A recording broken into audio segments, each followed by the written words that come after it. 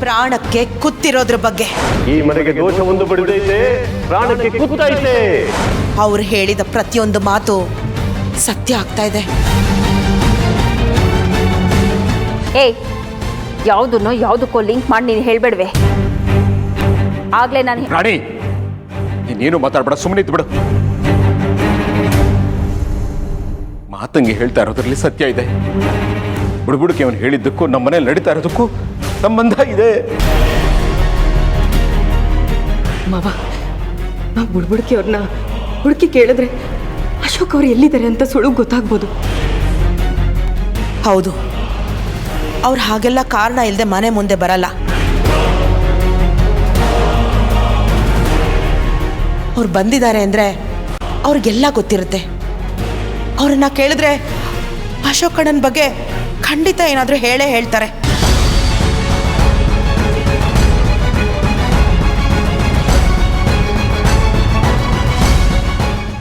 ಹೌದು ಮಾವ, ಅವ್ರನ್ನ ಕೇಳೋಣ, ಅವ್ರನ್ನ ಹುಡುಕಿ ಅವ್ರ ಹತ್ರನೇ ವಿಚಾರಿಸೋಣ. ಸರಿನಮ್ಮ, ನಾನು ಹೋಗಿ ಹುಡ್ಕೊಂಡು ಬರ್ತೀನಿ. ನಾನು ಬರ್ತೀನಿ ಮಾವ. ಆರ್ತಿ, ಈಗ ತಾನೇ ಸುಧಾರಿಸ್ಕೊಳ್ತಾ ಇದೆಯಾ? ಹೊರಗಡೆ ಓಡಾಡೋದು ಬೇಡ. ನನಗೇನೂ ಆಗಿಲ್ಲ, ನಾನು ಚೆನ್ನಾಗೇ ಇದ್ದೀನಿ. ಪ್ಲೀಸ್ ನನ್ನನ್ನು ಯಾರೂ ತಡಿಬೇಡಿ ಮಾವ, ನಾನು ಬರ್ತೀನಿ. ಮಾವ, ಆರ್ತಿ ಅಷ್ಟೊಂದು ಕೇಳ್ಕೊತಿದ್ದಾಳೆ ಅಂದರೆ ಕರ್ಕೊಂಡು ಹೋಗ್ಬೋದಲ್ವಾ? ಅದಕ್ಕೆ ಜೊತೆ ನಾನು ಬರ್ತೀನಿ. 3 ಜನ ಹೋಗೋಣ. ಬೇಡ, ವೇದ, ಭವಾನಿ, ನೀವಿಬ್ರು ಚೈತ್ರನ್ ನೋಡ್ಕೊಳ್ಳಿ. ನಾನು ಆರ್ತಿನ ಕರ್ಕೊಂಡು ಹೋಗ್ತೀನಿ. ಯಜಮಾನ್ರೆ, ಆರ್ತಿ ಅಮ್ಮನವ್ರ ಸಹಾಯಕ್ಕೆ ನಾನು ಬರ್ತೀನಿ. ಆಯ್ತು.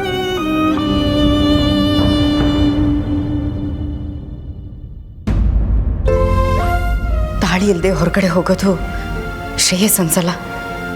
ತಾಳಿ ಹಾಕೊಂಡು ಹೋಗ್ತೀನಿ. ಗಮ್ ಕಟ್ಕೊಂಡು ಹೋಗ್ಬಿಟ್ರೆ ಅಶೋಕ್ ಸಿಕ್ಬಿಡ್ತಾನೆ ಅನ್ಕೊಂಡ್ರಾ? ಹೋಗಿ ಹೋಗಿ, ಅಲ್ಲಿ ಸಿಗೋದು ಅಶೋಕ್ ಅಲ್ಲ, ಅವನ ಬಾಡಿ.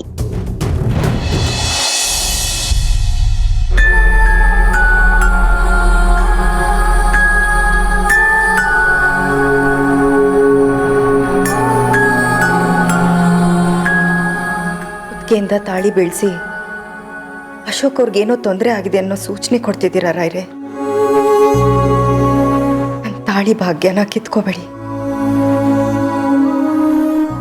ನಾನು ಮುತ್ತೈದೆಯಾಗಿ ಸಾಯ್ಬೇಕು ಅಂತ ಆಸೆ ಇಟ್ಕೊಂಡಿರೋಳು. ಅಶೋಕ್ ಅವ್ರಿಗೇನೂ ಆಗಿರಲ್ಲ ಅನ್ನೋ ನಂಬಿಕೆ ಮೇಲೆ ಮತ್ತೆ ಈ ತಾಳಿನ ಕಟ್ಕೋತಾ ಇದ್ದೀನಿ.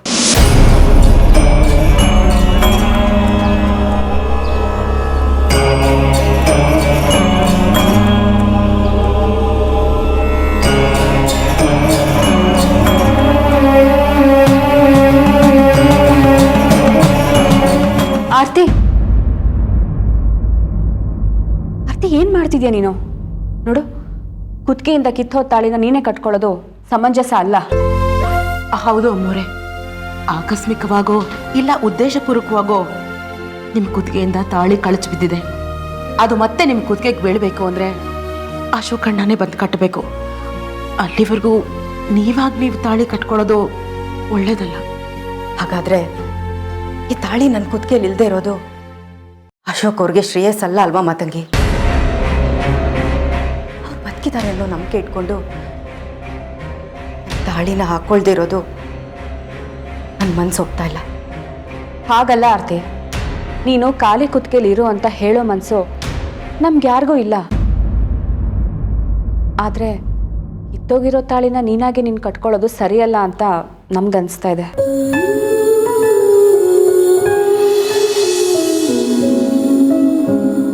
ಅಕಸ್ಮಾತಾಗಿ ಕಿತ್ತೋಗಿರೋ ಈ ತಾಳಿ ವಿಷಯದ ಬಗ್ಗೆ ಇಷ್ಟೊಂದು ಗಂಭೀರವಾಗಿ ಯೋಚನೆ ಮಾಡೋದು ನನಗೇನೋ ಸರಿ ಕಾಣಿಸ್ತಿಲ್ಲ. ಏನೋ ಡ್ಯಾಮೇಜ್ ಆಗಿದೆ, ಅದಕ್ಕೆ ಕಿತ್ತೋಗಿದೆ. ಅದನ್ನ ಬಿಟ್ಟು ಅಪುಷಕನ ಅಂತೆಲ್ಲ ಮಾತಾಡೋದು ಸರಿಗಿಲ್ಲ. ವೇದ, ನೀನು ತುಂಬ ಪ್ರಾಕ್ಟಿಕಲ್ ಆಗಿ ಯೋಚನೆ ಮಾಡಿ ಹೇಳ್ತಾ ಇದೀಯ ಅಂತ ನಂಗೆ ಚೆನ್ನಾಗಿ ಗೊತ್ತು. ಆದರೆ ತಾಳಿ ಅನ್ನೋದಕ್ಕೆ ಒಂದು ಸಂಪ್ರದಾಯ ಇದೆ ಅಲ್ವಾ? ಇದೆಲ್ಲ ಆಕಸ್ಮಿಕ ಅಲ್ಲ. ಅಶೋಕ್ಗೆ ಆರೋಗ್ಯದಲ್ಲಿ ಏರುಪೇರಾಗ್ತಿದ್ದು, ಹಾಸ್ಪಿಟಲ್ ಅಂತ ಓಡಾಡ್ತಾ ಇದ್ದಿದ್ದು, ಈಗ ಅಶೋಕ್ ಕಾಣೆ ಆಗಿರೋದು. ಇದೆಲ್ಲದಕ್ಕೂ ಏನು ಅರ್ಥ ಹೇಳು? ಅದೇ ಟೈಮ್ಗೆ ತಾಳಿ ಕಿತ್ತು ಕೆಳಗೆ ಬೀಳೋದು ಅಂದರೆ ಏನು ಅರ್ಥ ಹೇಳು? ಅದೆಲ್ಲ ಕಾಕತಾಳಿ ಅಕ್ಕ. ಇಲ್ಲ ವೇದಾಕ, ಕಾಕ್ತಾಳಿಯ ಅಂತ ನಾವು ಅನ್ಕೋತಾ ಇದ್ದೀವಿ, ಆದರೆ ಇದ್ರ ಪರಿಣಾಮ ಬೇರೆನೇ ಇದೆ. ನಾವೆಲ್ಲರೂ ಯಾರು ಇದನ್ನ ಹಗುರವಾಗಿ ತಗೊಳ್ಳೋದು ಬೇಡ. ಹಾಗಾದ್ರೆ ಅಶೋಕಣ್ಣ ಬಂದು ಕಟ್ಟೋವರೆಗೂ ಅದಕ್ಕೆ ಹಾಗೆ ಇರ್ಬೇಕಾ? ಬರೀ ಕುತ್ಕೆಲಿರೋದು ಎಷ್ಟು ಸಮಂಜಸ ಹೇಳಿ? ಅಲ್ಲಿವರೆಗೂ ಯಾವುದಾದ್ರೂ ಚೈನ್ ಹಾಕೋಬೋದಲ್ವಾ? ಅದಕ್ಕೆ ಮನ್ಸಿಗೆ ಏನು ಅನ್ಸುತ್ತೋ ಹಾಗೆ ಮಾಡಲಿ. ಈ ಸಮಯದಲ್ಲಿ ಅವ್ರ ವಿರುದ್ಧ ಮಾತಾಡೋದು ಬೇಡ ಅಕ್ಕ. ಈ ತಾಳಿ ಕುತ್ತಿಗೆಯಲ್ಲಿ ಇಲ್ಲದೆ ಹೋದ್ರೆ ಅಶೋಕ್ ನನ್ನಿಂದ ದೂರ ಇದ್ದಷ್ಟೇ ಸಂಕಟ ಆಗುತ್ತೆ.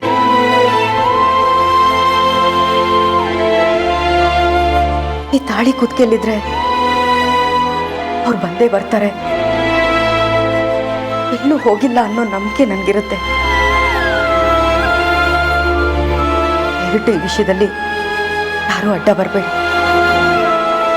ನಿಮ್ಮೆಲ್ರಿಗೂ ಎದುರು ಮಾತಾಡ್ತಾ ಇದ್ದೀನಿ, ದಯವಿಟ್ಟು ಕ್ಷಮೆ ಇರಲಿ. ಸರಿ ಆರ್ತಿ, ನಿನಗೆ ತಾಳಿ ಇಲ್ಲದೆ ಇರೋದು ಅಷ್ಟು ಸಂಕಟ ಆಗುತ್ತೆ ಅನ್ನೋದಾದರೆ ಕಟ್ಕೋ. ಅದಕ್ಕೆ ನೀವೀಗ ಈ ತಾಳಿನ ಕಟ್ಕೊಳ್ಳಿ. ಅಶೋಕಣ್ಣ ಬಂದಮೇಲೆ ಹೊಸ ತಾಳಿ ತಂದು ನಿಮಗೆ ಕಟ್ತಾನೆ. ಇದಕ್ಕಿಂತ ಚೆನ್ನಾಗಿರೋ ತಾಳಿ ತೊಗೊಂಬರೋದಕ್ಕೆ ನಾವೆಲ್ಲರೂ ಹೇಳ್ತೀವಿ ಅಲ್ವಾ ಅಕ್ಕ? ಸರಿ, ಹಾಗೆ ಮಾಡೋಣ.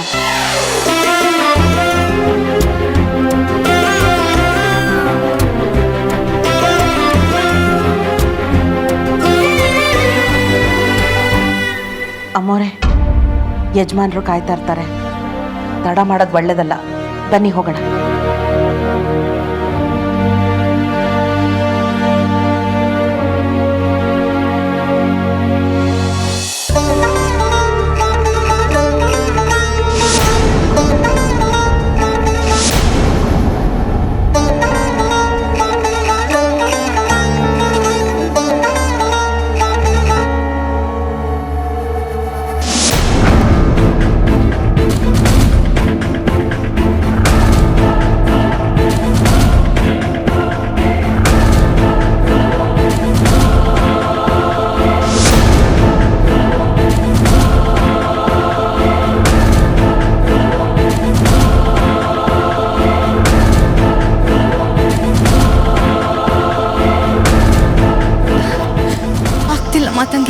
ನಾನು ಇದಕ್ಕೇನಮ್ಮ ನಿನ್ನನ್ನು ಬರೋದು ಬೇಡ ಅಂತ ಹೇಳಿದ್ದು. ದೇವ್ರ ದಯೆಯಿಂದ ಬೇಗ ಹುಷಾರಾಗಿದೆಯಾ? ಮತ್ತೆ ಏನಾದರೂ ಹೆಚ್ಚು ಕಡಿಮೆ ಆದರೆ ಏನಮ್ಮ ಮಾಡೋದು? ಇಲ್ಲ ಮಾವ, ನಡೆದು ತುಂಬ ದಿನ ಆಗಿತ್ತಲ್ಲ, ಅದಕ್ಕೆ ಸ್ವಲ್ಪ ಸುಸ್ತಾಗ್ತಿದೆ ಅಷ್ಟೇ. ನೀವೇನು ಟೆನ್ಷನ್ ಮಾಡ್ಕೋಬೇಡಿ, ಸರಿ ಹೋಗೋಣ. ಮಾತಂಗಿ ಕರ್ಕೊ.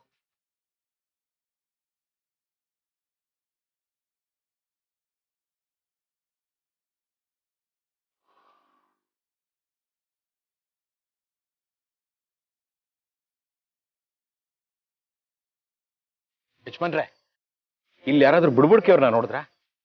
ಸಂಜೆ ಆಗ್ತಾ ಬಂತು, ಇಷ್ಟೊತ್ತಲ್ಲಿ ಊರೊಳಗಡೆ ಯಾರು ಇರೋದಿಲ್ಲ. ಎಲ್ಲರೂ ದೇವಸ್ಥಾನದಲ್ಲಿ ನೋಡಿ.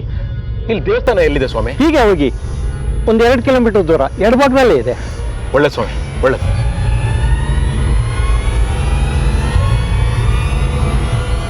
ತಾಯಿ ಚೌಡಮ್ಮ, ಚೌಡಿ, ಆಡಿದವರ ಮನವಾ ಬಲ್ಲೆ, ನೀಡಿದವರ ನಿಜವಾ ಬಲ್ಲೆ. ಸಿದ್ದಯ್ಯ ಸ್ವಾಮಿ ಬನ್ಯೋ ಮಂಟೇದ. ಅಮ್ಮೋರೆ, ಯಾರೋ ಹಾಡು ಹಾಡ್ತಾ ಇರೋ ತರ ಕೇಳಿಸ್ತಾ ಇದೆಯಲ್ಲ? ಬುಡ್ಬುಡ್ಕಿಯವರೇ ಇರ್ಬೋದಾ? ಧ್ವನಿ ಈ ಕಡೆಯಿಂದಾನೆ ಬರ್ತದೆ, ಬನ್ನಿ ನೋಡೋಣ. ನಿಜವಾ ಬಲ್ಲೆ. ಸಿದ್ದಯ್ಯ ಸ್ವಾಮಿ ಬನ್ಯೋ ಮಂಟೇದ. ಸಿದ್ದಯ್ಯ ಸ್ವಾಮಿ ದಯ ಮಾಡೋ.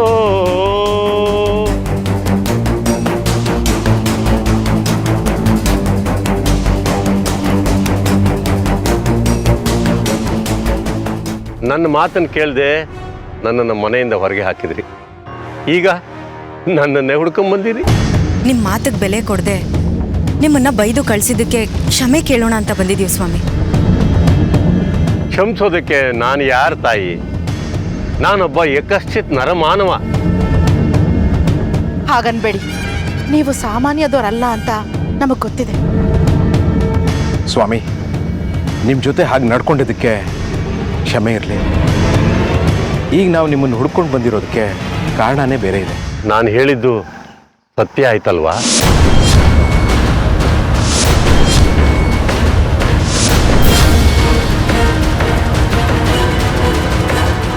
ನಿಮ್ಗೆ ಯಾಕೆ ಗೊತ್ತಾಯ್ತು? ನಿಮ್ಮ ಮುಖದಲ್ಲಿರೋ ಭಯ, ಆತಂಕ ನಡೆದಿರೋ ಘಟನೆ ಬಗ್ಗೆ ಹೇಳ್ತಾ ಇದೆ.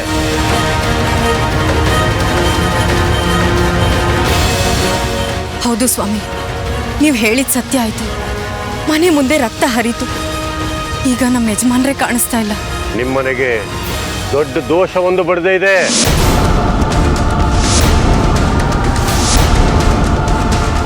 ಅದರ ಮೇಲೆ ಕೆಟ್ಟ ದೃಷ್ಟಿ ಬಿದ್ದಿದೆ. ಆ ದೃಷ್ಟಿ ಇಡೀ ಮನೆನೇ ನರಕ ಮಾಡುತ್ತೆ.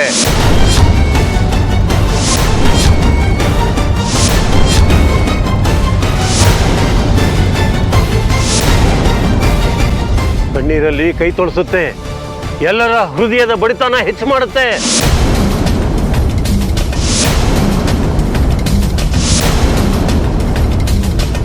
ಮನೆಯ ಮೂಲೆ ಮೂಲೆಯಲ್ಲಿ ಭಯದ ಹೊಗೆ ಏಳುತ್ತೆ.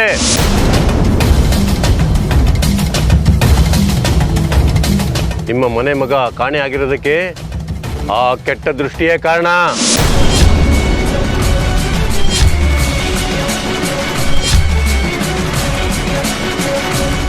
ಯಾಕೆ ಹೀಗೆಲ್ಲ ಆಗ್ತಿದೆ ಸ್ವಾಮಿ? ಯಾರು ಕೆಟ್ಟ ದೃಷ್ಟಿ, ಯಾವ ದುಷ್ಟಶಕ್ತಿ ಹೀಗೆಲ್ಲ ಮಾಡ್ತಿದೆ? ಗೊತ್ತಿಲ್ಲಮ್ಮ. ಇದಕ್ಕೆ ಪರಿಹಾರ ಏನ್ ಸ್ವಾಮಿ? ನನ್ನಿಂದ ಪರಿಹಾರ ಸಾಧ್ಯ ಇಲ್ಲ ತಾಯಿ. ಅದನ್ನು ತಡೆಯೋ ಶಕ್ತಿ ಆ ಭಗವಂತ ನನಗೆ ಕೊಟ್ಟಿಲ್ಲ.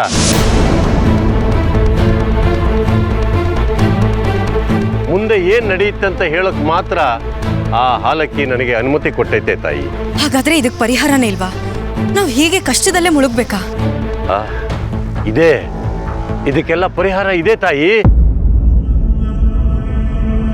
ಸ್ವಾಮಿ, ಅದೇನು ಪರಿಹಾರ ಅಂತ ದಯವಿಟ್ಟು ಹೇಳಿ. ನಮ್ಮ ಮನೆ ಮಗ ವಾಪಸ್ ಬರಬೇಕು. ಅದಕ್ಕೆ ನಾವೇನು ಮಾಡೋಕ್ಕೂ ಸಿದ್ಧ. ಮನೆಯಲ್ಲಿ ಯಾರಾದರೂ ಇದ್ದಕ್ಕಿದ್ದೆ ಕಾಣೆ ಆದ್ರೆ ಅದನ್ನ ಚೌಡಿ ಮಹಿಮೆ ಅಂತಾರೆ.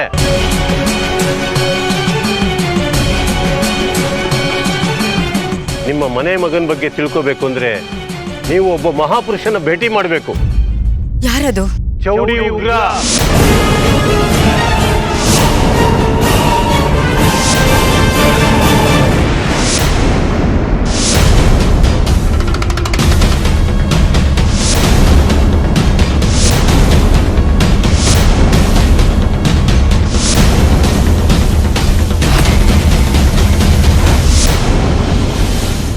ಚೌಡಿ ಉಗ್ರನ?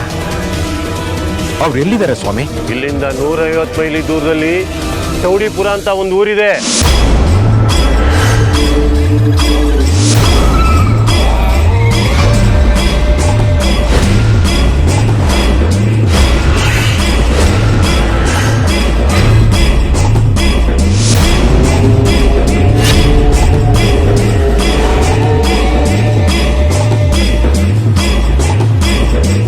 ಎಷ್ಟೋ ವರ್ಷಗಳಿಂದ ದುಷ್ಟ ಶಕ್ತಿಗಳಿಂದ ಆ ಊರನ್ನ ರಕ್ಷಣೆ ಮಾಡ್ತಾ ಇದ್ದಾರೆ.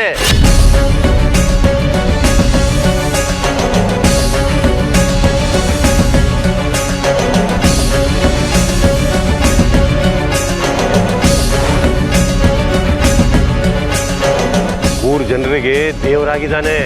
ಕೊಡುಗೈ ದಾನಿಯಾಗಿರುವ ಆ ಮಹಾನುಭಾವನ ಹೆಸರೇ ಚೌಡಿ ಉಗ್ರ.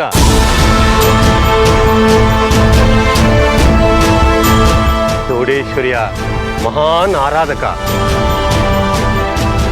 ಚೌಡಿ ಉಗ್ರ ಎಂತೆಂತಹ ದುಷ್ಟಶಕ್ತಿ ಇದ್ರೂ ಅದನ್ನು ಅಡಗಿಸಬಲ್ಲ ದೈವಶಕ್ತಿ ಉಳ್ಳವನು. ನೀವು ಅವನ ಹತ್ರ ಹೋದ್ರೆ ನಿಮ್ಮ ಮನೆ ಮಗನ ಸುಳಿವು ಸಿಗಬಹುದು. ಆ ಚೌಡಿ ತಾಯಿ ಮಾರ್ಗ ತೋರಿಸ್ತಾಳೆ. ಮರಿದಲ್ಲೇ ಅವ್ರನ್ನ ಹೋಗಿ ನೋಡಿ. ಮಾವ, ನಾಳೆನೇ ನಾವು ಚೌಡಿಪುರಕ್ಕೆ ಹೋಗೋಣ. ಸರಿನಮ್ಮ.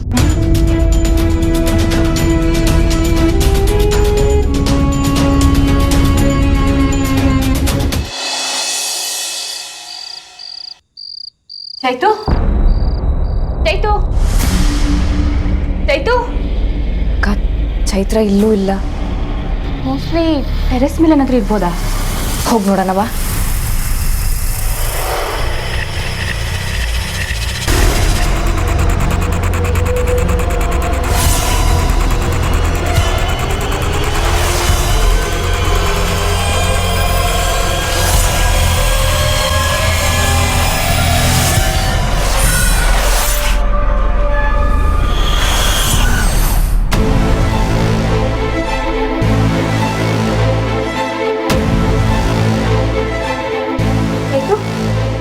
ಕೂತಿದ್ಯಾ?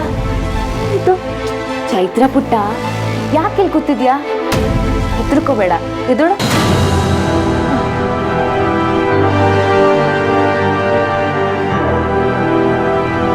ನೋಡು ಚೈ, ಹೆದರ್ಕೋಬೇಡ.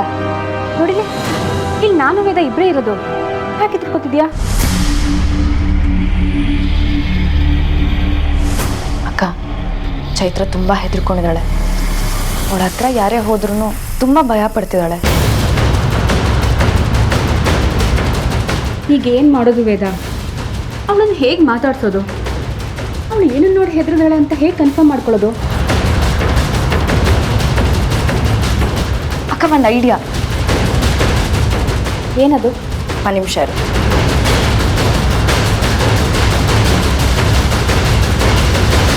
ಚೈತ್ರ ಪುಟ್ಟ ಮಾತಾಡೋಕ್ಕೆ ಹೆದರ್ಕೋತಿದ್ದಾಳೆ.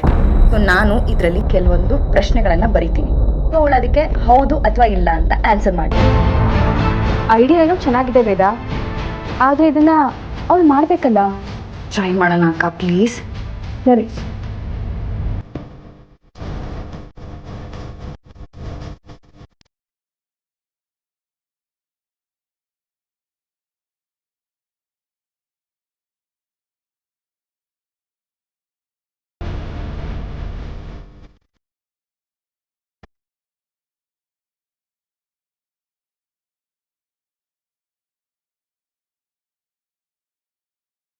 ಇಟ್ ಮಾಡು ಚೈತ್ರ ಪುಟ್ಟ.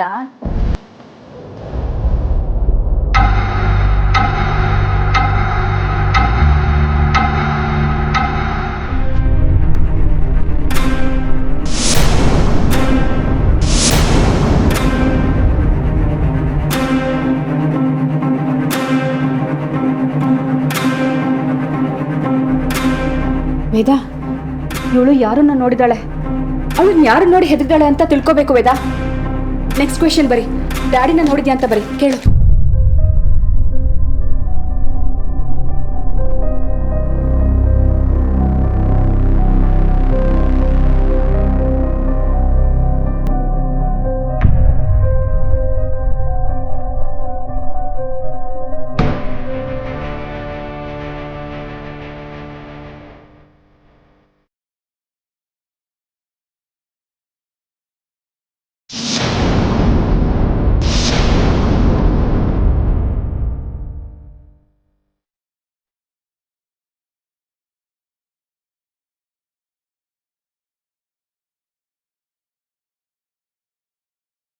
ಅಕ್ಕ, ಅಶೋಕನ್ನ ನೋಡಿದಾಳೆ.